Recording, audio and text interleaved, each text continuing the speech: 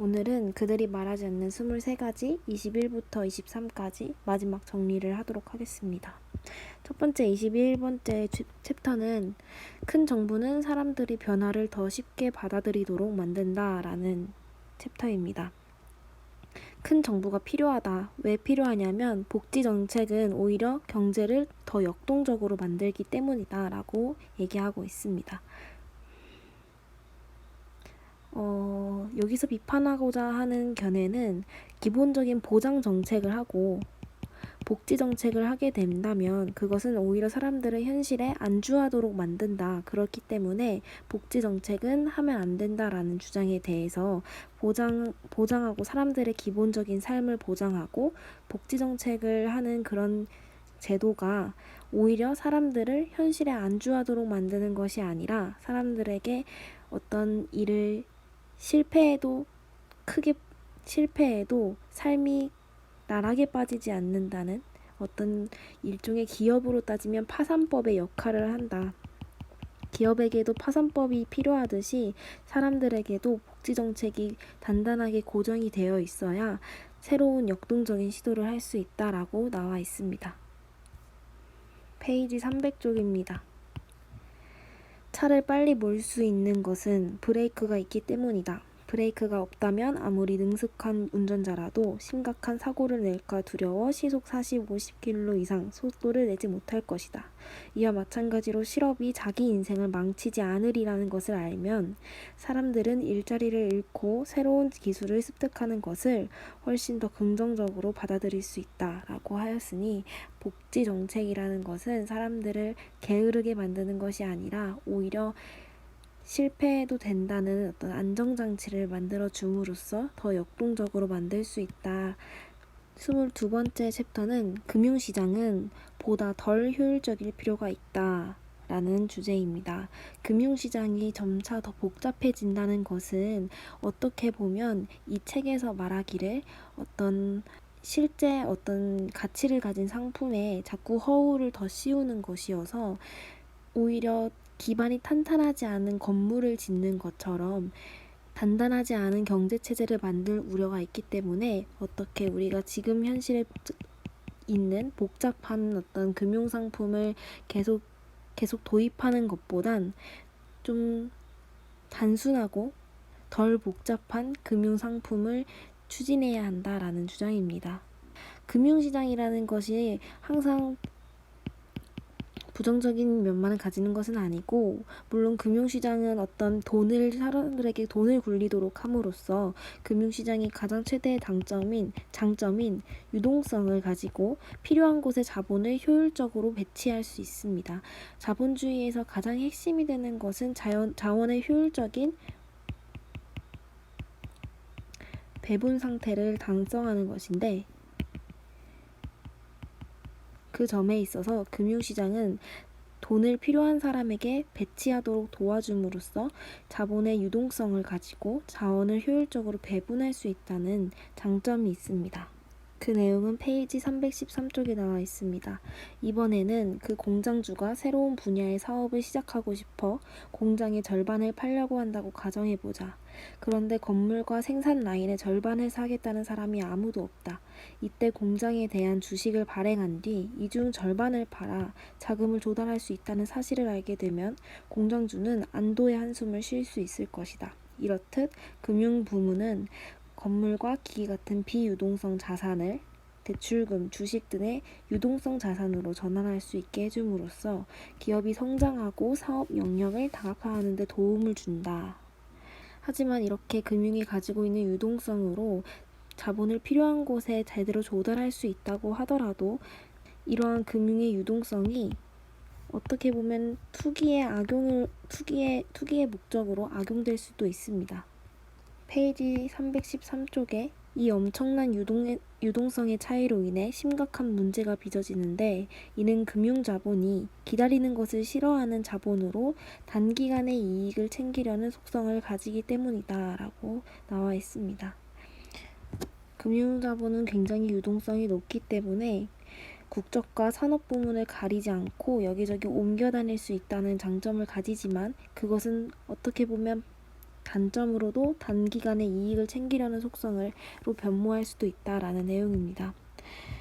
또한 기존에 있던 실물 자본을 토대로 금융 자본이 발달하게 되면 실물 경제화는 좀 괴리가 있는 상품의 질을 저하시킬 수 있는 방향으로 흘러갈 수도 있습니다. 페이지 311쪽에 금융상품의 경우 파생이 되면 될수록 금융상품을 궁극적으로 떠받치는 실물 자산과의 거리도 멀어지며 이에 따라 점점 더 그 파생 금융상품의 정확한 가격을 매기기가 힘들게 된다.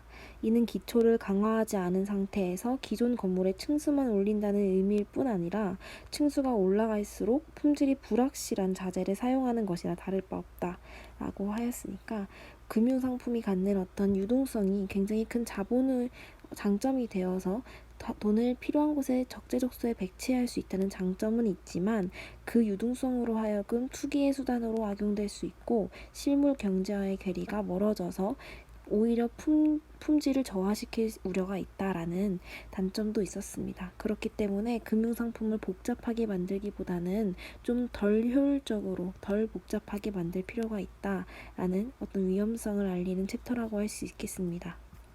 페이지 23쪽은 좋은 경제정책을 세우는데 좋은 경제학자가 필요한 건 아니다 라는 주제입니다.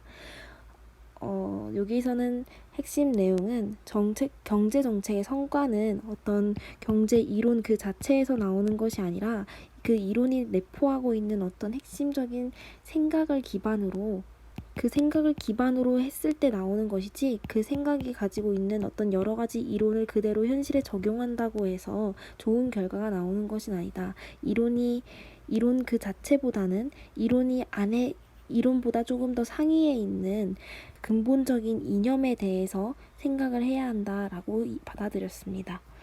대표적인 예시로 페이지 319쪽에 만일 그렇다면 경제정책 입안에 가장 관련이 많은 분야, 즉 경제학을 전공한 사람보다 그 나라에서 가장 인기 있는 분야를 전공한 사람이 가장 유능한 정책지 입안자가 될 확률이 크다는 말이다. 그것이 법학이든 공학이든 경제학이든 나라에 따라 가장 인기 있는 분야에 가장 머리 좋은 사람들이 많이 모이게 되는 것 아닌가 라고 하였으니 경제 이론을 배웠다고 해서 무조건 좋은 경제정책을 입안할 수 있는 것이 아니라 그 이론의 상위에 있는 이념을 어떻게 활용하고 이것을 어떻게 현실에 적용할 수 있는지 그 능력에 달려있다고 보면 되겠습니다. 그래서 여기서 저자가 하고 싶은 말은 경제학이라는 분야에서 자유시장의 중요성을 강조하는 학자들의 말 자체가 거기로부터 파생된 이론이 곧 현실에 이로운 것이 아니라 자유시장 외에도 복지나 투자 중심의 경제를 통해서 오히려 더 현실에 적합한 정책을 만들어낼 수 있다. 아무리 자유시장에 대한 이론이 그 타당성을 인정받고 많은 사람들로부터 좋은 이론, 좋은 경제학이라고 얘기를 받는다고 해도 좋은 경제학의 이론이 곧 현실에 적합한 이론이 되는 것은 아닌 것처럼 자유시장뿐만 아니라 복지나 투자를 중심으로 한 이론 역시 고려해야 한다라는 내용에서 좋은 경제정책을 세우는데 좋은 경제학자라고 불리는 그 자유시장이 필요한 건 아니고 좋은 경제정책에는 오히려 이런 것들이 필요할 수 있다라는 내용입니다.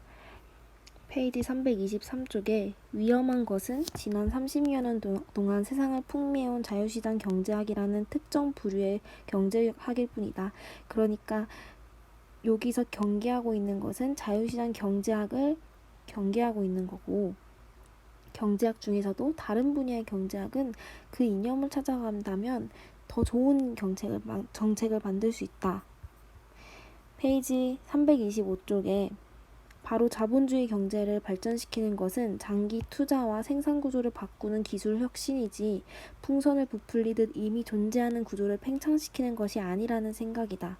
유치 산업을 보호하고 기술적으로 정체된 농업과 같은 산업 분야에서 보다 역동적인 산업 분야로 자원을 강제 이전하는 한편 허심원히 강조하던 서로 다른 부분 간의 연계 효과를 활용하는 등 기적의 성장 기간 동안 동아시아 경제 관료들이 택했던 많은 경제 정책들은 바로 위에서 언급한 경제학자들의 가르침에서 배워온 것이지 자유시장 경제학에서 따온 것이 아니었다.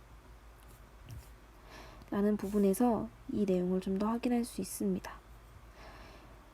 21번째 주제는 사람들에게 좋은 환경을 만드는 것이 오히려 그들을 더 역동적으로 만들 수 있다라는 점에서 복지정책의 중요성을 피력한 내용이라고 할 수 있고, 22번째는 금융시장이라는 것은 장점도 있지만 그 단점이 굉장히 치명적이기 때문에 굉장히 경계해야 한다라는 내용이었습니다. 23번째에서는 경제학의 이론을 자유시장의 이론을 가져와서 그대로 적용하려고 하는 것보다는 자유시장의 특정 부류에 국한하지 않고 다른 이론도 포괄적으로 봐서 그것을 현실에 잘 적용할 수 있는 능력이 필요하다라는 내용이었습니다. 장하준 저자의 그들이 말하지 않는 23가지 책을 총 읽어봤을 때 여기서 말하는 것은 시장 경제를